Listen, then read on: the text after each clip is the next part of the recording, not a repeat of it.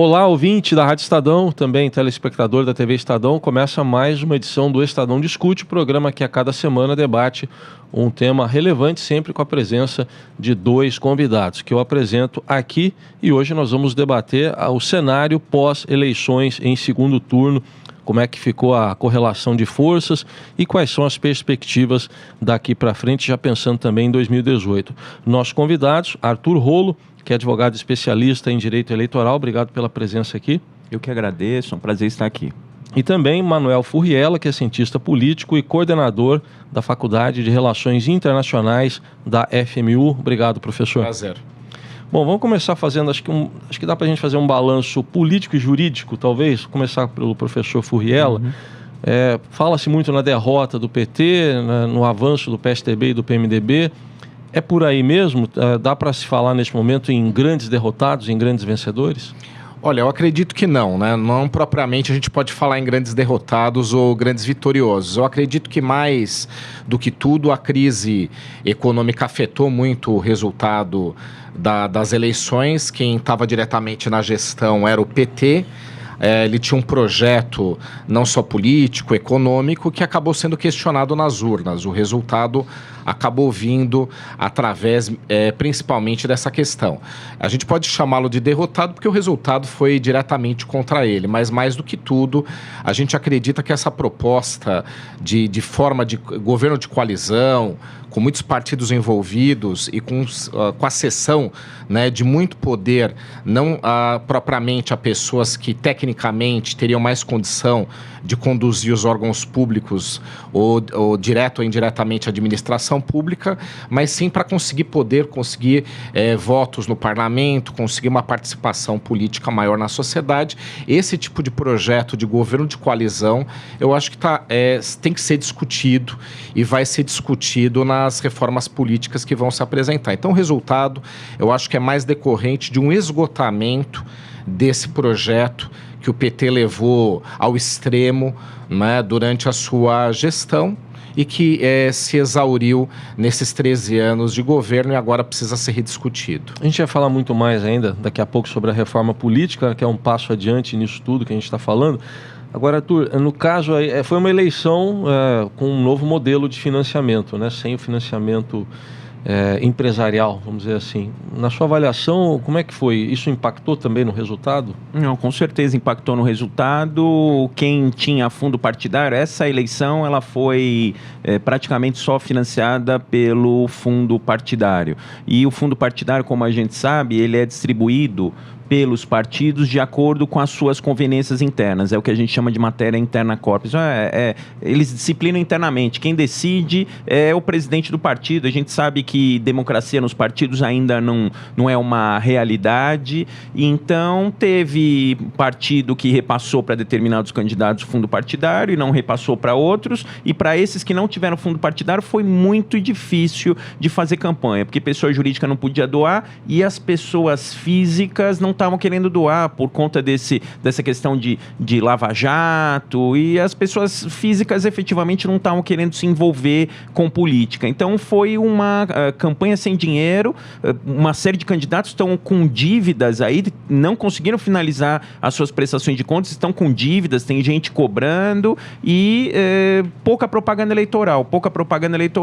Teve bastante gente que se reelegeu em decorrência dessa diminuição da propaganda eleitoral, e foi aquela propaganda no boca a boca, a campanha da internet. Então foi uma eleição completamente diferente, impactada sobremaneira pelo financiamento, pela proibição do financiamento de pessoa jurídica, que acabou com dinheiro na campanha efetivamente. Agora, no caso até da propaganda, foi menos tempo no prazo, né? Foi mais curto, e também nos próprios programas também. Né? Na verdade foi 16, antes era 6 de julho, começou 16 de agosto e reduziu também o tempo do horário eleitoral gratuito. E outro diferencial dessa eleição foram as inserções. Diminuíram o tempo no o bloco, o tempo do bloco passou a ser de 10 minutos e as inserções ao longo da programação. Então, quem tinha muito tempo de televisão tinha muitas inserções e surpreendia o eleitor nos seus horários, porque é difícil o eleitor parar para ver aqueles 10 minutos do bloco do horário eleitoral, mas aquele eleitor era surpreendido o dia inteiro, porque tinha até a meia-noite com os spots, chamados spots. Professor Fuyela, esse descrédito, acho que dá para chamar assim, né, afetou o eleitorado e até certo ponto é perigoso também, porque as pessoas, elas descreem da política, o que sobra mais? Um dos debates que se apresentou nessa eleição foi justamente daqueles candidatos que assumiam, ou pelo menos diziam ser, né? Porque político todo mundo é, né? Eles falam que não são... Todo mundo é gestor agora. Todo mundo é gestor, administrador de primeira linha, né? Mas, de qualquer forma, a sociedade é política. Eles todos construíram as suas candidaturas através de plataformas políticas. Isso não existe, né? De qualquer forma, o discurso de gestor fez com que o eleitor se identificasse mais, na verdade, né, não com o antipolítico, mas na verdade com aquele que se propõe a apresentar uma administração mais eficiente. Um dos grandes questionamentos sobre a crise atual, né, envolvendo, por exemplo, nomeações de diretorias da Petrobras, ministros, etc., é que as nomeações, muitas vezes, para a composição, né, daquele governo de coalizão que hoje está em crise, que a gente tinha mencionado, na verdade, muitas das nomeações eram de pessoas que não eram afetas ou não conheciam diretamente a área que estavam assumindo. Então, o eleitor identificou isso.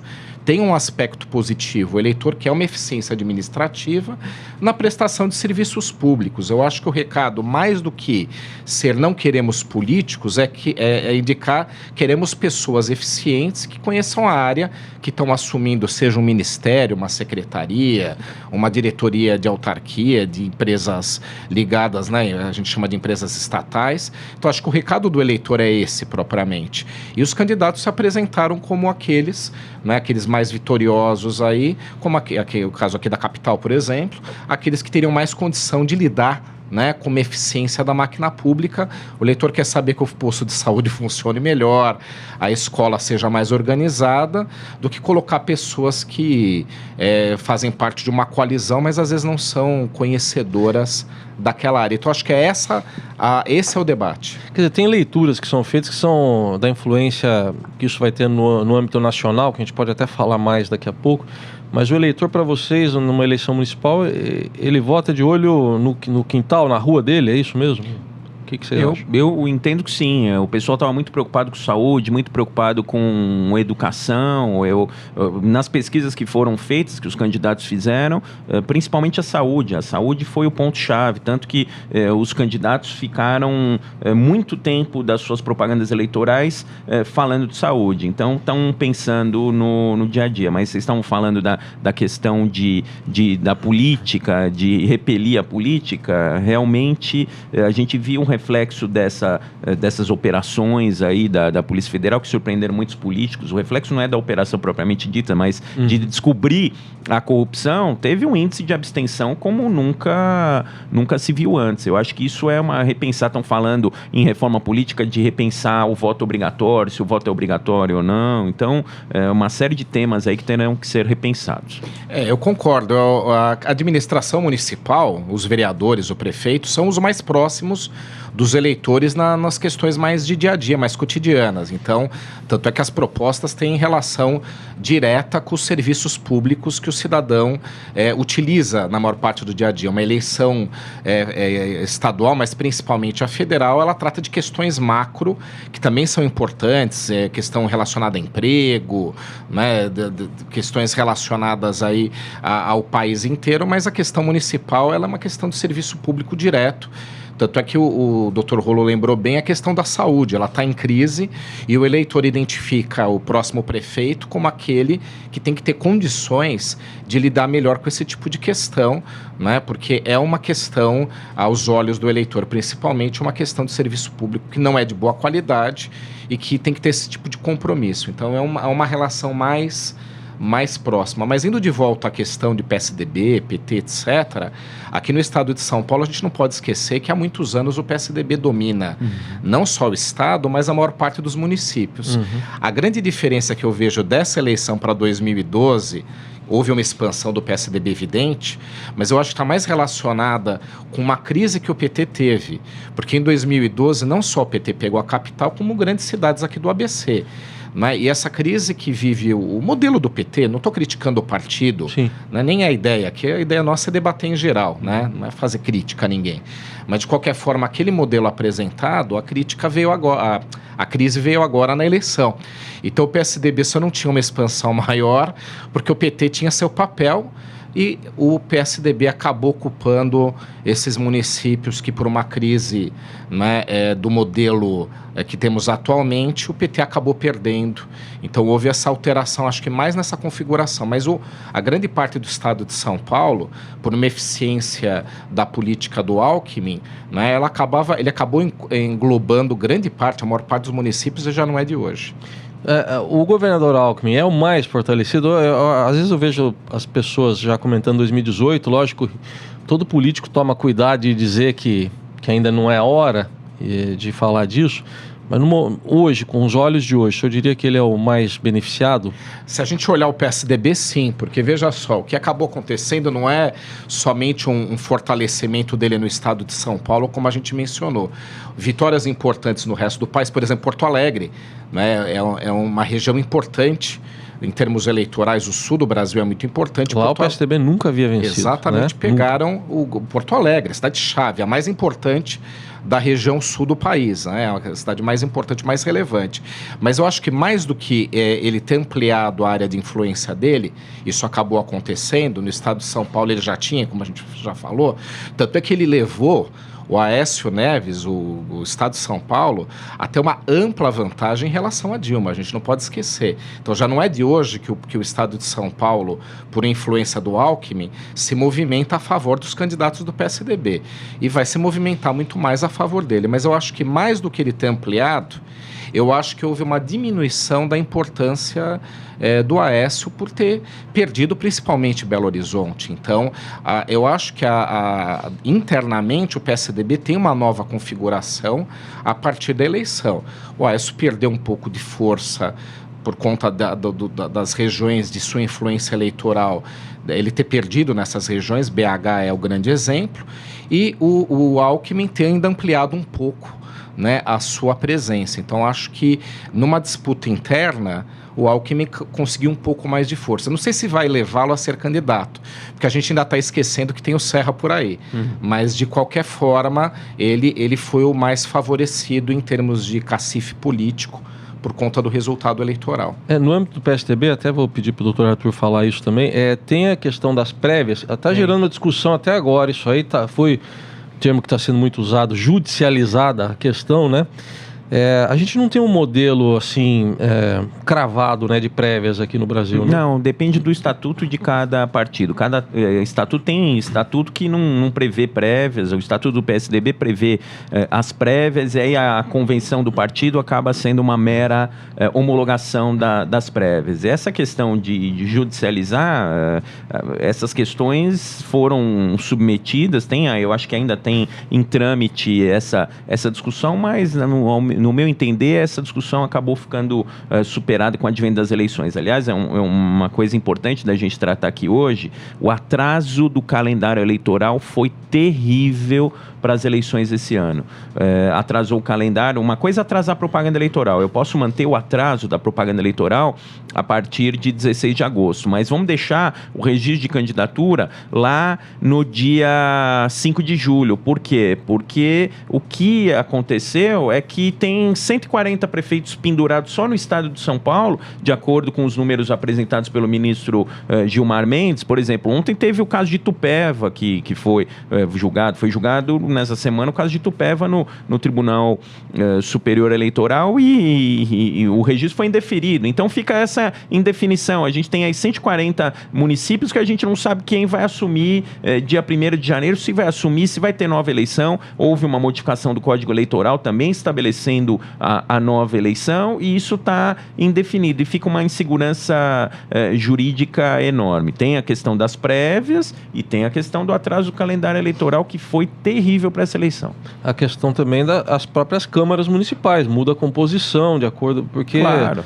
a gente acompanhava as convenções, geralmente eram ali no mês de junho, não é isso? Era de 10 a 30, era 12 a 30 de junho. E esse ano elas foram mais tarde. Elas foram de 20 de julho a 5 de agosto. Tá, então realmente acabou atrasando todo o processo. Atrasou né? todo o processo eleitoral. E aí o problema é o seguinte, que acabou os processos judiciais, os registros das candidaturas acabaram sendo julgados em conjunto com a propaganda eleitoral. Resultado, direito de resposta não foi julgado, registro de candidatura não dá, concentra o número de processos. A justiça eleitoral, ela é uma justiça que ela trabalha, tem gente que acha que a justiça eleitoral só trabalha em ano de eleição. Não, ela trabalha muito intensamente no ano de eleição. Quando se concentra o calendário de processos, os juízes não dão conta. Tem, por exemplo, caso de registro de candidatura de Guarulhos, que não foi apreciado ainda pelo Tribunal Regional Eleitoral. Tem processo que está chegando no Tribunal Superior Eleitoral agora. Essas questões estão indefinidas ainda. Tem muito candidato pendurado, infelizmente. Quer dizer, é uma insegurança jurídica Com isso aí. certeza. Né? Certamente, né?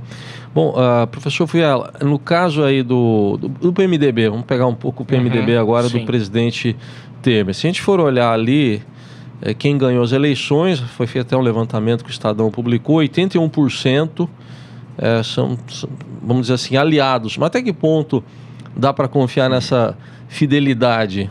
Considerando que se a gente pegar o exemplo lá de Macapá, onde o DEM apoiou a rede. Né? Pois é, teve isso. Não, havia um atrito aí por conta do impeachment entre o PT e o PMDB, mas em algumas regiões eles foram inclusive aliados de candidatura, né? Mas isso não é algo para a gente achar interessante, isso é algo para a gente se sentir preocupado, né? O sistema político brasileiro, ele apresenta muitos problemas. Quando a gente fala do que se passou em relação ao processo todo conduzido ao governo do PT, parece que a gente direciona a crítica a um partido. Não, eu acho que a crítica é do sistema. Tá? Então aqui não convém a gente criticar um partido ou outro, porque eles são fruto desse sistema. A relação que eles estabelecem, como eles compõem as gestões deles, o governo é completamente por conta de um sistema político que a gente tem aí. Mas o caso do PMDB em específico, ele manteve basicamente o número de municípios que governava, não houve grande alteração, né? Geralmente são municípios de pequeno porte, mas o governo Temer não é alicerçado somente, né, pelo PMDB. E a gente informar aí aos eleitores, ou a quem está ouvindo ou assistindo aqui o programa, de que ele se saiu fortalecido porque faz parte da sua base, esses partidos, isso daí não é uma verdade total. Até porque o sistema partidário brasileiro, ele se dissolve facilmente. Essas alianças, elas não são alianças que elas se concretizam por longo prazo, né? Você tem crises, conforme foi levado o próprio impeachment da Dilma, foi uma crise de base aliada, né? Ela funcionou durante muitos anos no governo Lula, funcionou no governo Fernando Henrique, outros governos se beneficiaram dessa sistemática, mas numa crise se desfaz, né? E as opções se alteram completamente. A gente não pode entender que isso é algo para o governo comemorar diretamente, a não ser que ele seja habilidoso o suficiente para manter essa aliança.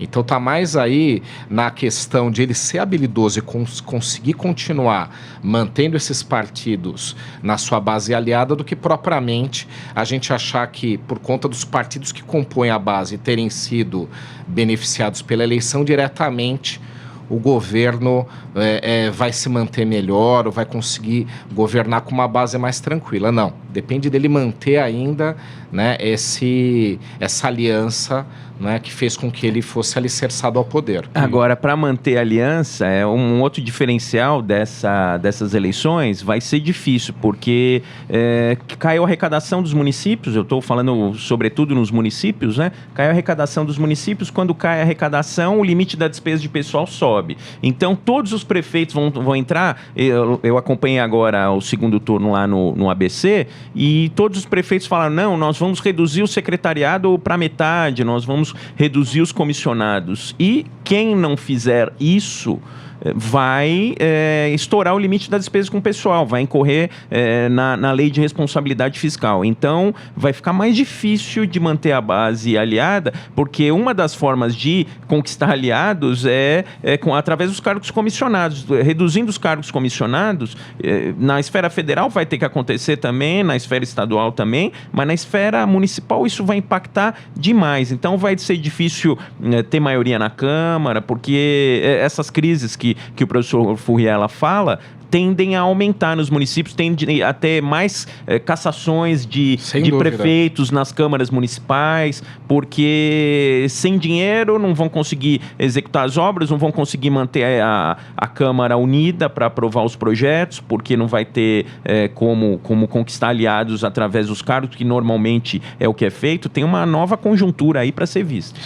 Inclusive o governo federal, que era parte do seu questionamento, aí, esse debate aí dos municípios feito pelo Dr. Rolo, o que acontece é que o governo federal também fez uma opção para enfrentar a crise econômica, que é de congelamento de gastos, né? Então, ele também, daqui por diante, vai ter problemas para manter esses aliados todos ou atender todos esses partidos, abarcando todo mundo em cargos públicos, porque o corte vai vir também na esfera federal. Então, vai haver um problema para se manter essa coalizão, mais do que propriamente a gente ficar comemorando, o governo comemorar que 81% do eleitorado vai ser governado por partidos aliados. A gente tem que ver se ele vai conseguir manter esses aliados. Esse é o X. Esse acho que é um ponto também que dá para a gente voltar no outro tema, que a gente debateu já aqui, porque vitoriosos e derrotados aparecem nesse momento, mas os que assumem precisam governar bem para ajudar lá quem a gente acha que saiu favorecido agora. E as prefeituras não estão bem, como destacou aqui o doutor Arthur Rolo. Quer dizer, esse componente também deve ser avaliado para daqui a 2 anos, não, professor? Quem ganhou hoje tem que contar que o gestor que foi eleito administre bem. Sem dúvida. Às vezes a solução parece um problema, né? Se esses municípios começarem a ter problema de governabilidade, vai ter uma associação direta aos prefeitos eleitos. Claro, como já teve, né? Agora essa eleição já teve muito prefeito que não conseguiu se reeleger. Eu acho que foi a eleição em que menos prefeitos conseguiram se reeleger, porque a crise impactou diretamente os municípios e aí os prefeitos não conseguiram executar as obras em proveito da população. A população falou, opa, esse prefeito é ruim, mas na verdade estão comparando com outra realidade jurídica, com uma outra realidade social que antes tinha dinheiro e agora não teve. Né? E alguns candidatos se afundaram nisso, né? A gente não pode esquecer, por exemplo, quando o Maluf elegeu o Pita, quando o Pita foi eleito numa situação que o município estava em grave crise financeira, ele fez uma gestão complicada, com muitos problemas, inclusive foi afastado do poder por conta de decisão judicial. Chegou a ser foragido da justiça na época. Terminou a gestão com uma popularidade baixíssima. Isso fez com que o Maluf, que era o que havia o indicado, sofresse várias derrotas posteriores por ser associado justamente àquele que ele indicou. Então, tem um viés complicado, concordo com a análise feita. Esses prefeitos eleitos, a não ser que eles tenham uma tremenda capacidade de gestão e a situação econômica começa a evoluir para favorecer os cofres públicos, eles podem, na verdade, ser um grande problema para a eleição de 2018. E a gente pode ter um cenário completamente diferente do que a gente agora imagina, de favorecimento daqueles que conseguiram eleger mais prefeitos, caso do PSDB e por aí vai. Houve a famosa frase, se o Pita não for um bom prefeito, nunca mais vote em mim. Isso foi utilizado pelos adversários. Ele não se candidata mais a cargos majoritários, mas isso foi utilizado várias vezes depois. Aliás, para a gente fechar esse bloco, queria falar um pouquinho com você sobre os pequenos partidos. A gente tem casos aí tidos como mais emblemáticos aí, no Rio, né, o PRB, teve em Minas o PHS, né, PMN, se bem que o PMN lá em Curitiba, o Rafael Greca já é conhecido, foi prefeito. Mas os pequenos partidos, eles têm que vir sempre a reboque de um nome conhecido, de alguma estrutura paralela? Qual a avaliação de vocês? Ou eles têm chances? Na verdade, o Crivella já estava na terceira eleição para prefeito do Rio, já tinha disputado uma para governador, não tinha tido sucesso em 2 eleições para prefeito no Rio e uma para governador, era um nome conhecido e dentro da nossa sistemática política, na verdade, ainda o eleitor ele busca determinados nomes. É óbvio, o partido ele carregou o partido com ele, teve aquela questão que foi alegada da vinculação com a igreja, mas na verdade prevaleceu o nome dele, prevaleceu a história dele, prevaleceu o nome dele ser um bom nome, teve iniciativas importantes no Senado, o partido acabou não colando muito. Eu acho que ainda os pequenos partidos estão se destacando pelos nomes que eles têm, ainda não temos essa desvinculação, a gente não tem ainda um sistema partidário forte, né? A gente tem muitos caciques partidários, vamos ver, porque agora na próxima eleição vai ter que ter a democracia direta nos partidos, vamos ver como que vai acontecer. Sem dúvida. Inclusive aqui em São Paulo, o Russomano, nas 2 eleições que ele se candidatou, ele teve uma quantidade expressiva de votos, liderou a disputa por 2 vezes, por ele ser um nome muito conhecido. O partido a qual ele está ligado é um partido pequeno, mas ele é um nome extremamente conhecido dos eleitores, ele tem uma atuação parlamentar de muito destaque, não vou aqui fazer uma análise do trabalho que ele realiza, mas ele é um parlamentar de destaque, né? Então ele conseguiu, nessas 2 eleições, ele perdeu porque as coligações partidárias que ele teve que enfrentar eram muito poderosas, tanto na anterior com o PT como agora com o PSDB, mas de qualquer forma ele se destacou. Então esses partidos pequenos, eles têm mostrado para nós que os nomes são muito mais relevantes para o eleitor ainda do que propriamente as filiações partidárias, as opções políticas do eleitorado. Isso é um problema, no meu ponto de vista. Eu acho que isso deveria ser repensado, né, por parte da legislação eleitoral. Bom, vocês já permearam um pouco o debate no final aí do primeiro bloco sobre a necessidade de reforma política. Acho que precisa haver, todo mundo concorda, né? Ou não? Tem vários pontos. Agora qual? Não, tem. Aí que tá. Eu acompanhei a última reforma eleitoral, que acabou sendo mais uma reforma eleitoral do que uma reforma política. Eu acompanhei lá na Câmara dos Deputados e percebi o seguinte: a reforma que foi aprovada foi a reforma exatamente que os deputados queriam aprovar. Depois que foi para o Senado, fizeram umas pequenas modificações, mas não houve propriamente uma discussão, já vieram com questões que eles tinham interesse em aprovar e essas questões foram submetidas. Eu acho que qualquer reforma política passa por uma discussão ampla.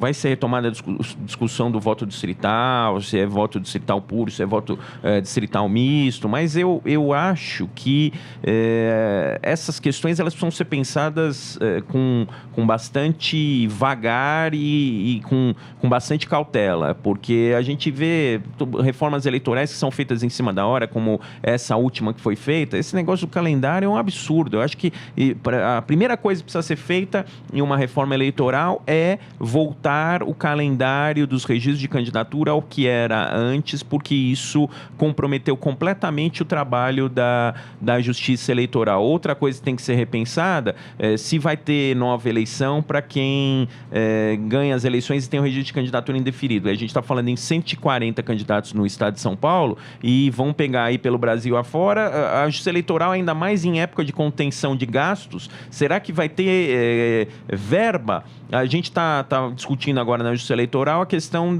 do processo eletrônico, que o professor Furriela sabe que tem em toda a Justiça, tem na Justiça do Trabalho, tem na Justiça Comum, e na Justiça Eleitoral não tem o processo eletrônico. Então é uma coisa que vai custar bastante. Eu fico imaginando com os gastos da Justiça Eleitoral em relação a essas novas eleições. Então a gente precisa consertar. Eu acho que o que foi feito de errado na última reforma eleitoral e pensar em uma reforma política, sim, em um sistema novo, mas com cautela para não estragar, porque se estragar o que já tem aí, a gente vai dar passo para trás e não dá certo. Então, professor Furriela, tem muitos interesses em jogo e são interesses de quem vai fazer a própria reforma, né? Sim.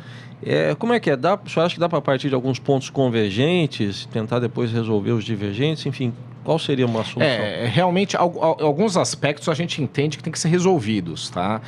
Não dá para a gente continuar com governos tendo que montar umas coalizões completamente, às vezes, esdrúxulas para poder governar. Isso daí não há mais condição da gente continuar nesse caminho, né? Esse é um dos aspectos que tem que ter. Ele não pode ser resolvido completamente por uma reforma política, porque envolve também uma questão de cultura eleitoral, envolve uma questão de outros aspectos, mas a legislação ela pode nos ajudar, pelo menos a gente não ter essa diversidade de partidos políticos que não tem representação nenhuma, eles não representam nada na sociedade.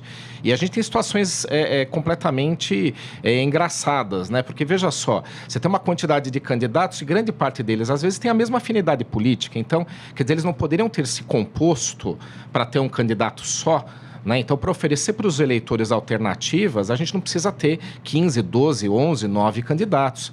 3 ou 4 já são alternativas, né? E esse sistema eleitoral brasileiro, ele vem de uma reforma que foi feita nos anos 70, ainda durante o regime militar, né, naquela transição lenta do governo Geisel para a abertura política do Brasil, que decidiu-se abrir a possibilidade de criação de quantos partidos a sociedade quisesse. Na verdade, aquele conceito qual era? Era o conceito de dividir a oposição. Havia um final de regime militar no qual, né, o grupo que estava no poder temia concorrer com um candidato só forte da oposição e pensaram no seguinte: vamos abrir aí para a gente ter muitos candidatos pequenos na oposição e aí a gente não tem uma oposição forte a nossa. E tinha até a sublegenda, lembra? Tinha a sublegenda. Um partido esse modelo com 3 veio candidatos. agora. Então, em vez de você ter as esquerdas com candidato só, você tinha 4 ou 5. Né? Em vez de você ter um grupo mais de centro, como por exemplo de Ulisses Guimarães e etc., com um candidato só tinha 3 ou 4. E às vezes o grupo de conservador conseguia construir um candidato forte, isso, como conseguiram construir a candidatura do Collor, por exemplo. Né? Então, esse modelo ele não serve ao país. Né? Então, estão confundindo democracia com a possibilidade de criação de partidos sem representação. Né? Então, nos Estados Unidos a gente esquece, mas lá você também pode ter partidos políticos. A gente acha que só tem 2. Não, 2 são majoritários. Eles conseguem construir 2 opções para a sociedade, porque os grupos políticos eles têm que se acertar em torno de candidaturas e não as candidaturas se acertarem em outro partido. Tanto é que quando um candidato não consegue se lançar num partido, está fácil, ele sai por outro. Então, não dá para ser assim. Isso aí não dá mais, isso não serve à sociedade, isso torna o país ingovernável. Esse é um dos problemas. E o outro que eu identifico como muito importante, só para concluir, é o fato de o eleitor continuar não tendo relação próxima com quem ele elege pro legislativo. Às vezes ele nem lembra, as pesquisas demonstram isso. Se daqui 4 anos perguntar em quem ele votou para vereador, para deputado federal e estadual, ele não sabe. Então, a questão distrital, do voto distrital, você tem vários modelos, a gente tem que estudar qual, mas de qualquer forma você tem que começar a ter para cada região do Brasil um candidato para o legislativo eleito, seja para deputado federal, estadual ou para vereador, para que haja uma região que seja representada por isso. Isso ajuda muito ao eleitor a ele ter identidade, né, com quem foi eleito por poder legislativo. Vocês são favoráveis, então, deixa eu ver se eu entendi bem, por exemplo, a cláusula de barreira, quer dizer, tem que ter um desempenho partido para poder sobreviver? Eu acho que sim. Agora, isso foi bastante discutido nessa eleição aqui em São Paulo com a candidata Luísa Erundina, né? Que a candidata Luísa Erundina, ela não fez coligação, o partido dela não tinha 9 deputados e, de acordo com a mudança da legislação eleitoral, para participar dos debates, precisava ter pelo menos 9 deputados federais. E aí houve lá um julgamento, houve uma ação direta de inconstitucionalidade, um julgamento do Supremo Tribunal Federal, e decidiu que quem decide se o candidato participa ou não, de acordo com o critério jornalístico, é a emissora de televisão. Eu não concordo. A partir do momento que tem essa previsão, ou reduz, eu acho que 9 deputados talvez seja muito, mas que reduza para 5 deputados, e aí é um número categórico. Eu acho que a cláusula de barreira é fundamental, mas vamos lembrar o seguinte: quem criou essa situação foi o próprio Tribunal Superior Eleitoral, porque com a criação do PSD, começaram a discutir a portabilidade do fundo partidário e a portabilidade do tempo de televisão. Criar partido, como diz o professor Furriela, pode. Partido, a grande diferença entre partido político e uma associação civil é o voto. Não existe partido político sem voto. E na verdade, você tem que categorizar. Então, para receber fundo partidário, tem que ter uma quantidade certa de votos. É só assim que a gente consegue fortalecer os partidos políticos. Dificulta a criação do partido? Não vai dificultar a criação do partido, mas para o partido não pode ser criado e ficar atraindo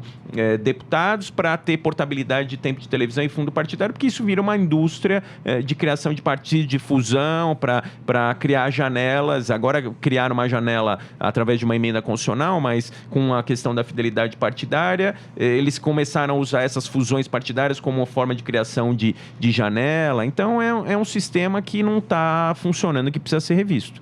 O senhor concorda, professor? Eu concordo. Eu acho que tem que ter uma barreira à criação dos partidos, ou, se não for a criação, né, permitindo-se, como é nos Estados Unidos, que eles sejam criados. Como disse o Dr. Rolo, realmente, você pode ter uma associação, o partido faz parte de um conceito, não é, de que a sociedade pode se organizar, tranquilo, não é? Mas ter acesso a recursos para eleições, não é? Ter acesso a qualquer tipo de representatividade, isso daí também não dá para a gente aceitar. Inclusive, não é uma questão de desmerecer os nomes. A Luísa Erundina é um nome representativo para a sociedade. Ela foi prefeita, ela é conceituada pela sociedade como os outros 4 candidatos principais eram. A gente tinha 4 candidatos conhecidos aqui do eleitorado, né, paulistano, todos eles têm seu relevo para a sociedade. Mas isso não significa que os partidos não têm que se aglutinar para escolher 2 ou 3 candidatos. Né? Eu acho que tem que ser um pouco por aí. E você começa a ficar, para o eleitor, ele começa a ficar confuso qual que é a diferença política, e não de termos pessoais, entre cada candidato. Por que o eleitor vota em pessoas? Porque é o que ele consegue identificar pelo sistema eleitoral brasileiro. Né? Então, você não gira em torno de ideias ou debate de propostas, que é o que são as funções dos partidos políticos. Você gera o debate em torno das pessoas, de uma característica individual de cada um. Isso não é política, isso daí não é representação da sociedade. Se a gente analisar as eleições americanas, né, até pelos próprios partidos, você consegue entender a diferença do que é democrata e do que é republicano. Você já parte de uma premissa, né, de propostas diferentes para a sociedade. Um partido é mais progressista, outro partido é mais conservador. A sociedade consegue identificar isso nas representações e, a partir disso, geram-se os candidatos, e não o contrário. Uhum. Embora nessa eleição americana, eu acho que essa fórmula partidária aí das ideologias não esteja funcionando, porque realmente os 2 candidatos ali, talvez o índice de abstenção seja enorme, né? Porque são candidatos polêmicos. São candidatos que estão se mostrando aí ruins para os Estados Unidos, né? Pelo menos eleito menos impopular. Na minha visão, eu achava a Hillary uma candidata melhor, ou menos ruim, como foi dito, né? Mas o que eu percebi depois desses escândalos aí, dessas informações, então, eles também se desapegaram da ideologia partidária. Agora, é importante que se diga, se a gente for mapear lá os estatutos partidários registrados no Tribunal Superior Eleitoral, a gente vai perceber que eles são massificados, muito copia, cola, né? Ctrl+C, Ctrl+V, muita cópia. Então, os próprios partidos não são criados com ideologia. A gente está falando de personificação de figuras dentro do partido, mas o próprio nosso atual modelo partidário é de personificação, porque tem lá o cacique do partido, quem manda no partido, quem tem o poder no partido, e não tem democracia interna. Os estatutos prevêem lá a forma de eleição de diretório, mas se a gente for ver aqui no Brasil, é tudo comissão provisória. Que comissão provisória, o que é? A hora que o presidente do partido não quiser mais, ele vai lá e destitui. Deu problema nessa eleição, comissões provisórias foram destituídas em cima da eleição, falaram, não, você não vai coligar com esse partido, você vai coligar com aquele. Então, enquanto não houver o fortalecimento dos partidos, o Tribunal Superior Eleitoral já sinalizou nesse sentido, de que tem que acabar com essa figura da comissão provisória, tem que ser diretório constituído, constituído nos termos do estatuto do partido, que às vezes vai acontecer de um diretório ser constituído contra a vontade do presidente estadual do partido, do presidente nacional do partido, e aí vão ter verdadeiras disputas dentro dos partidos, coisa que hoje, infelizmente, não existe. Aliás, tem um sistema, um modelo que está sendo debatido, o senhor já falou 2 vezes aí em dono de partido, mais ou menos, né? Da tal da lista fechada. Então você vai lá e escolhe. É um absurdo, né? Você escolhe o partido. Agora, quem é que vai ditar essa lista? O dono do partido. O dono do partido vai decidir o que vai acontecer. Os candidatos vão ser posicionados na lista de acordo com os critérios estabelecidos pelo partido. Então, o dirigente do partido, aquele que comanda o partido, vai estabelecer e pode, por exemplo, aí cada um vai ter o seu critério. Pode ser que o critério de um determinado partido seja quem trouxer mais dinheiro para a campanha. Porque agora também, outra questão precisa ser discutida, a gente fala em influência do poder econômico na campanha eleitoral, mas agora pode gastar, se o candidato tiver 100% dos recursos para gastar na sua própria campanha, ele pode gastar. Então, se ele tiver 20 milhões e o limite da cidade dele for de 20 milhões, ele vai poder gastar 20 milhões do bolso. Então, um dos critérios de posição na lista pode ser a questão do aporte de recursos que o candidato vai trazer. Quem vai definir vai ser o partido. Eu sou absolutamente contra a lista fechada. Eu acho que poderia ser, de repente, a lista aberta, mas não lista fechada. E tem uma mercantilização dos partidos, né? Você vê claramente que alguns partidos têm esses donos que eles se favorecem da legislação atual para utilizar o fundo partidário para vários propósitos. Teve gente aí até que foi acusada de ter desviado esse tipo de recurso para despesas pessoais e por aí vai. E ele mercantiliza a utilização do horário eleitoral, ele mercantiliza o partido de várias formas. Então, esse tipo de formato não dá para existir. E se você tiver a lista fechada, tem outro tipo de mercantilização, né? Mas acho que voltando um pouco à questão dos Estados Unidos, eu concordo em parte. É questão de debate aqui com o meu amigo, né, Dr. Rolo, mas veja só, apesar de a gente ter um debate sobre o caráter da Hillary Clinton, né, ela é chamada de desonesta não pelo que a gente vê no Brasil, né? Não necessariamente corrupção, mas por ela não dizer exatamente, é o que acusam de não dizer exatamente aquilo que ela aquilo que ela pensa, de ter escondido que estava com pneumonia, ela podia ter contado. Então, gira em torno disso que é relevante. Não, tem um negócio do Instituto, né? É relevante. Não, tem do Instituto recebeu Clinton, doação, né? da Arábia Fundação, Saudita, por exemplo, e favoreceu a Arábia Saudita, mas você tem vários debates sobre isso, e o Trump, então, aí tem uma lista até, inclusive, maior. Ele consegue ganhar até nesse quesito, né? Fica a eleição, como disse o Dr. Rolo, do menos ruim, né?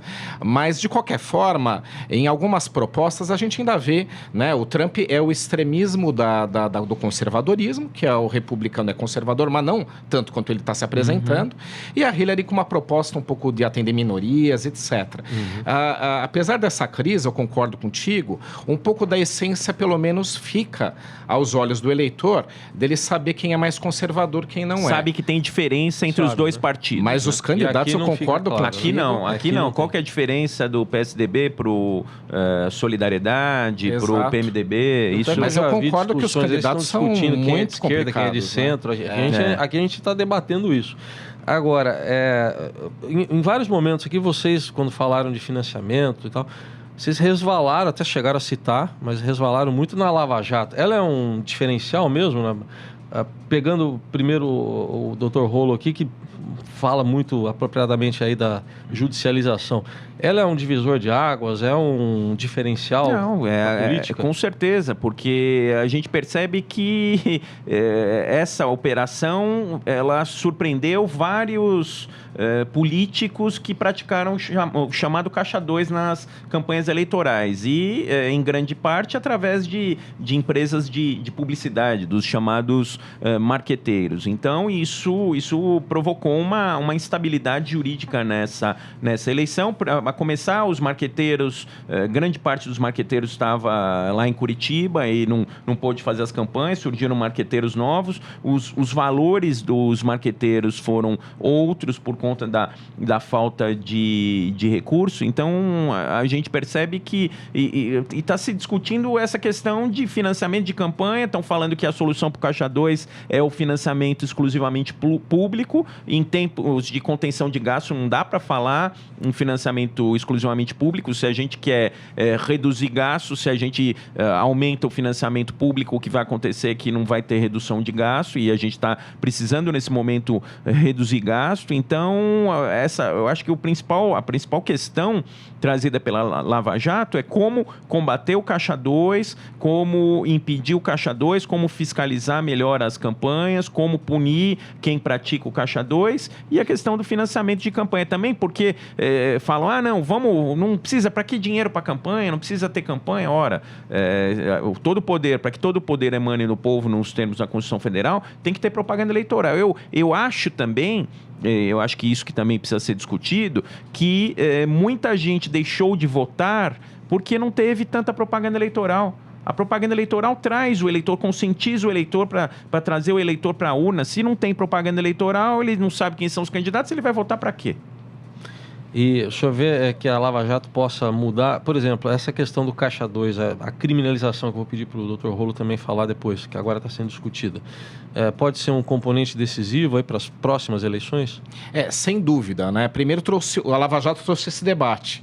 Todo mundo já sabia que havia problemas relacionados com financiamento de campanha, desvio de recursos públicos, de contratos da Petrobras, etc. A gente talvez não soubesse que era do tamanho que se descobriu.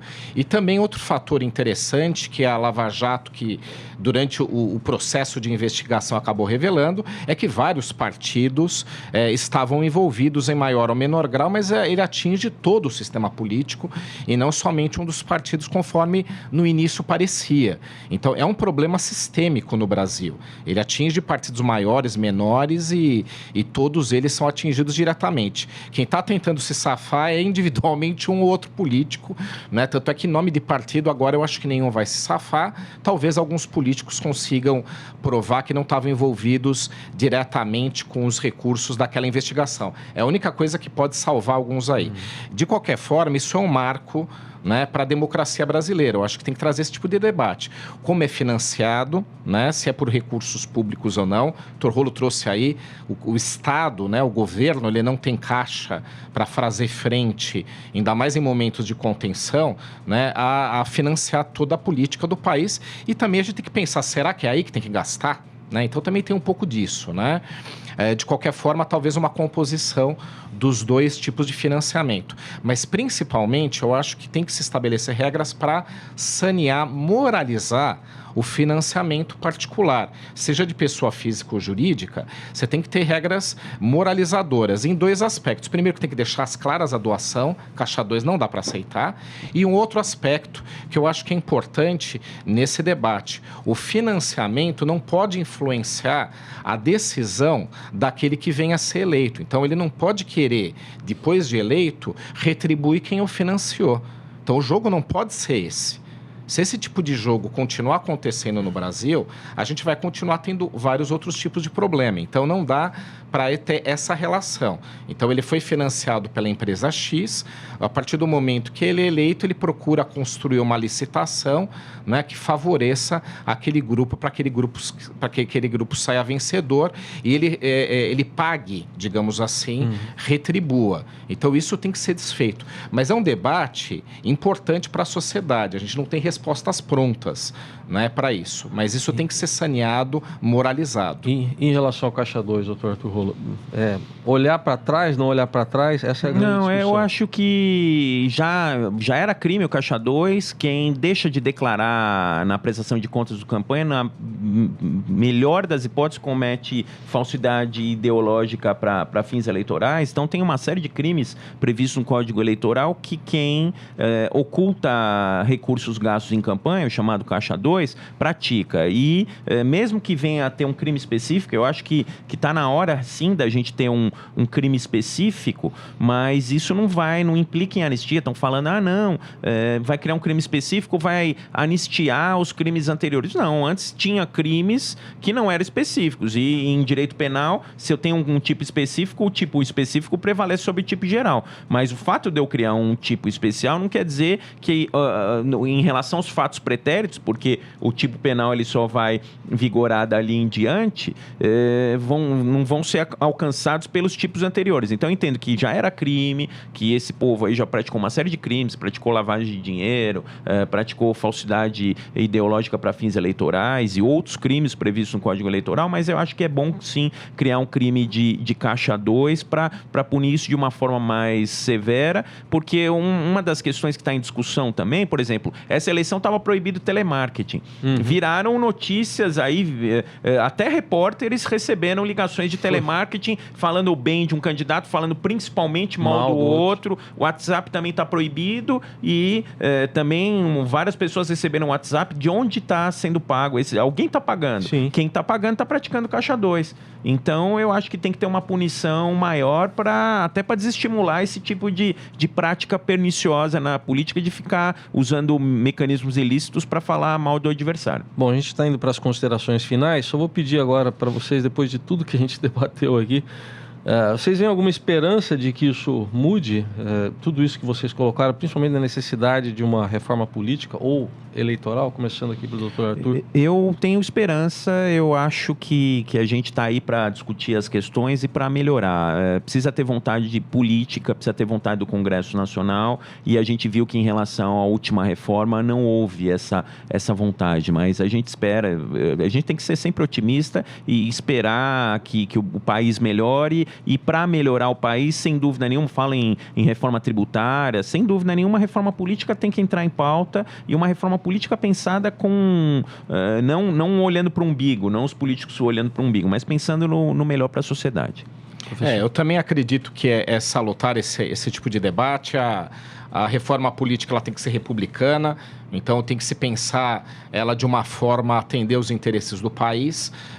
Uma das suas perguntas foi interessante, porque realmente são os políticos que vão analisar e vão votar essa reforma política, então eles vão acabar pensando um pouco neles próprios. Mas eu acho que tem que ter um pouco de altruísmo aí nesse debate, e uma questão até de verificar que esse resultado de abstenção dos eleitores, essas confusões todas que foram relatadas aqui no nosso debate, elas mostram efetivamente que a reforma política tem que vir e ela tem que atender aos interesses da sociedade, e os políticos vão ter que colocar ela na mesa aí na próxima legislatura. Eu acredito que ela vai, no próximo ano legislativo, não na próxima legislatura, vai ter que ser trazida à mesa, isso vai ter que ser efetivamente levado a cabo no Brasil. Muito bem, quero agradecer aos nossos convidados aqui, primeiramente o doutor Arthur Rolo, que é advogado especialista em direito eleitoral. Obrigado pela presença. Obrigado, Raíssa. Obrigado, Manuel. Agradeço também ao professor Manuel Furriela, que é cientista político e coordenador da Faculdade de Relações Internacionais da FMU. Obrigado pelos esclarecimentos. Agradeço pelo convite. E agradecendo aqui aos nossos convidados, também a você que nos acompanhou pela Rádio Estadão e pela TV Estadão em mais um Estadão Discute, que volta na semana que vem, debatendo mais um tema relevante aqui com 2 convidados. Até lá.